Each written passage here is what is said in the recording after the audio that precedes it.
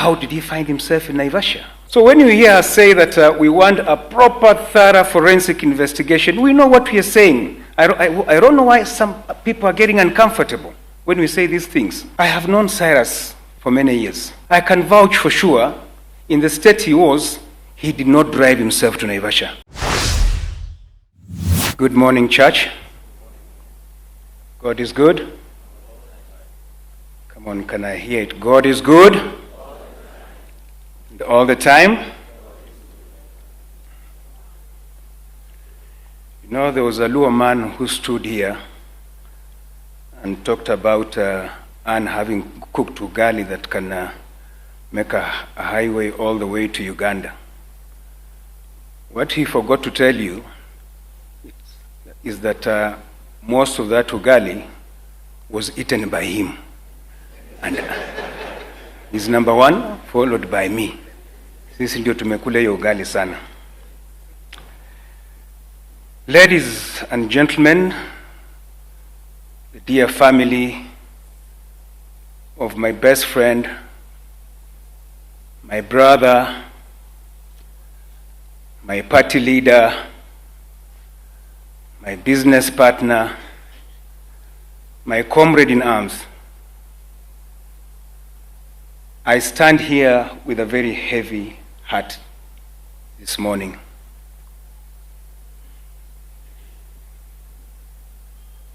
Never in my wildest imagination or dreams did I think that I'll ever stand here to eulogize my dear brother, or I would be the one chairing the committee that is organizing for his funeral. It is so hard for me, so hard, extremely hard. This death has dealt me a devastating blow. I don't even know where to start.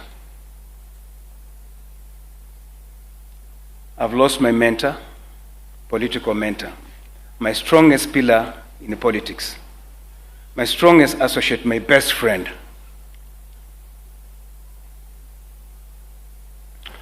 I am probably one of the very last people that Cyrus spoke to on phone, because I spoke to him on that Friday at 11 p.m. I actually called him at 10:59 and we spoke for 3 minutes until 11 or 2. So if you go to his call log, I'm probably one of the very last people he spoke to.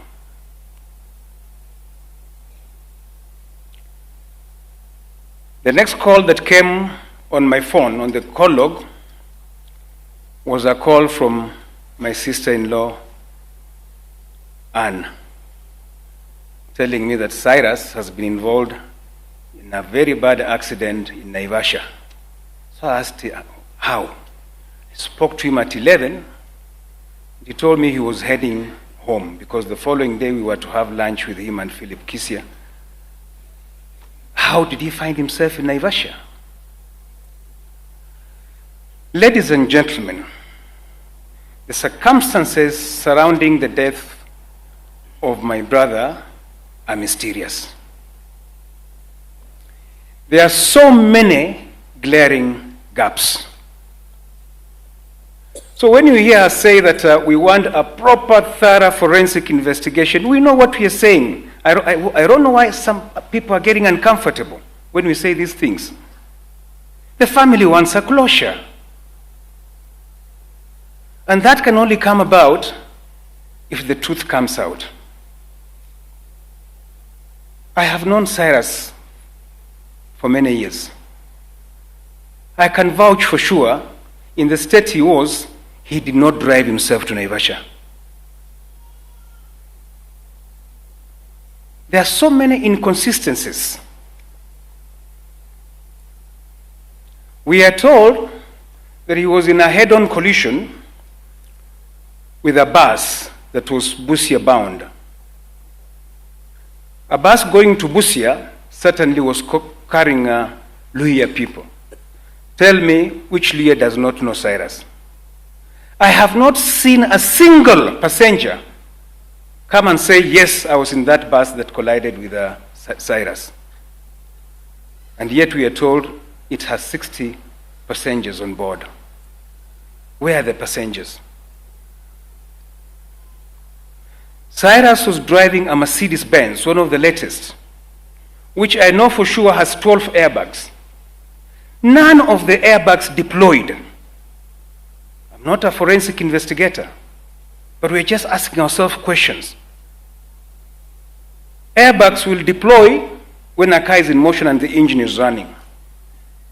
So was this car running? Was the engine running? It was placed there to be hit? These are the questions we want answered. There are so many glaring gaps. All the family and us are asking for is we want a closure. We want to know exactly what happened. With the current technology, the CCTV technology will enable the investigators tell us how he got himself to Naivash. Because some of us believe that he did not drive himself to Naivash. Ladies and gentlemen,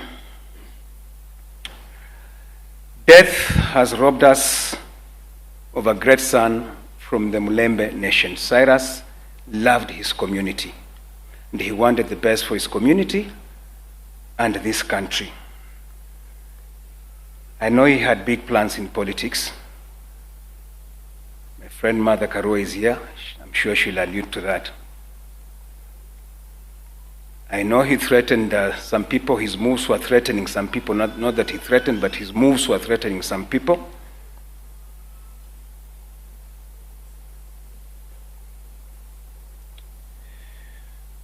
We depended on him for so much. He's left some of us as political orphans, but I'm sure God will show us the way. A generous man he was, and that one you can all attest. Alikuwa anapeana mpaka anajinyima yeye mwenyewe. He was even mean to himself and his family. Remember one day, and I said this before, I was somewhere in Westlands and he came and joined me. And I told him, Cyrus, tomorrow I'm going to my constituency. That time I was the MP for Hamisi. And he told, if you're going home, come with me to my car. I'll give you some money. So he took me. He was driving a white Land Cruiser. When he opened the boot, in that boot, there were 2 cartons of money in 1,000 denominations. I cannot estimate how much it was. And he gave me 500,000 Kenyan shillings. Just like that. You're going home, chukua hii. And I went to my constituency, came back on a Monday. And on Tuesday, I went to see him in his office at Loita House. He was still in Loita House. I went with a friend of mine called Mohammed Yunus. And Cyrus is like Khaniri. Do you have 50,000 shillings you give me? There are people in the waiting room who I need to assist. So I told him, but Cyrus, you had money in cartons. He told me, it's Iwere. It's finished. And I'm sure the bulk of it went to people out there, not the family. Money in cartons. A year it was 200 million a year. He had been paid by Kenya Power for supplying, I don't know, miti ya manini. But the man was just finished like that. On a Thursday, you have 200 million. On Tuesday, unaomba shilingi 50,000. That was Cyrus for you. So, I have lost a dear friend. We used to call him Bishop Hope. He gave us hope even where there was no hope. It's Victor who gave him that name. Victor, Bishop Hope. I have been tasked with the responsibility of managing his funeral. I'm the chairman, together with Mheshimiwa Fred Gumo. I have a very strong team behind me. And that's why you see things moving the way they are moving. I want to thank the team that is working with me on the committee to give Cyrus a befitting send-off. My able team, whose secretariat is headed by Kwamuchesi and who? My friend, who? John Nyongesa. My treasurers, Sonia, Jirongo, and Regan, doing a great job. Thank you so much for the good job that you're doing. I will end there. It is very difficult. And we will not stop asking the questions we've been asking until we get the answers. Fare thee well, my beloved dear friend. On behalf of myself, the entire Nicodemus Khaniri family and my families, Anne, Kanini, Christine, Nyokabi, Anne Lanoi, together with your children, my beloved sisters, the sisters to Jirongo, Mzee Alufayo, our elder brother, Poleni, be strong. My promise to you is that we will never abandon you. We will be with you all through. We will try to complete the things that we had started with Cyrus for the benefit of his family.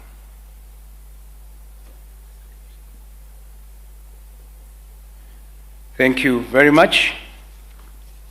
Fare thee well till we meet again. Asanteni.